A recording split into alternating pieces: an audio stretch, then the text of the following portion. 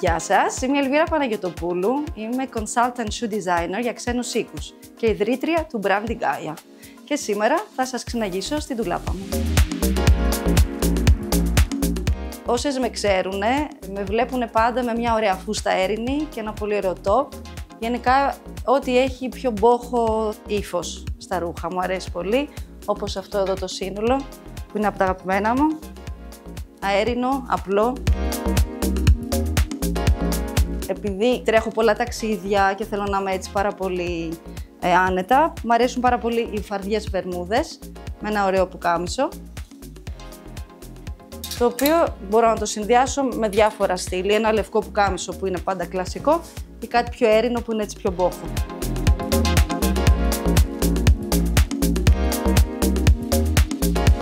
Όπως οι φούστες, γενικά διαλέγω και πάρα πολύ τα φορέματα. Αυτό είναι το αγαπημένο μου, ένα short dress, που είναι μια πολύ κομψή επιλογή για μια γυναίκα στην πόλη και θα το συνδυάσω με μια ωραία μπαλαρίνα λάια που έχω αγοράσει στο Παρίσι με μέσο. Όταν θα πάω διακοπές, στη βαλίτσα μου δεν θα λείπει ποτέ ένα λευκό φόρεμα. Συνήθως επιλέγω ένα λινό φόρεμα με folklore στοιχεία όπως βλέπετε εδώ και θα το επιλέξω να το συνδυάσω με τα δικά μου αγαπημένα, αυτά εδώ, που είναι πάρα πολύ άνετα για όλη την ημέρα.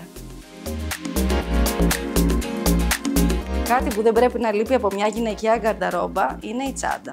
Θα σας παρουσιάσω το νέο μου σχέδιο, μια καινούρια τσάντα που σχεδίασα εμπνευσμένα από τα κυκλαδίτικα ειδόλια. Είναι το κεφάλι, είναι το πρόσωπο και αυτό είναι η μύτη, το οποίο γίνεται χερούλι.